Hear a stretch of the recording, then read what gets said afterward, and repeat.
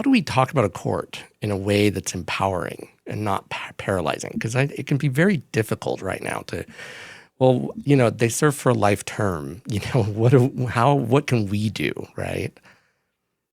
Yeah, so I understand how talking about the current court, such as it is, feels demoralizing, but I actually do think that is part of a strategy for building a movement. If you think about the rise of the conservative or right-wing legal movement, part of what they did is they identified, what they thought was a common enemy, the Supreme Court, which they viewed as too progressive and lost to them. And they lobbied against and campaigned against the court and campaigned and organized, on calls to change the court.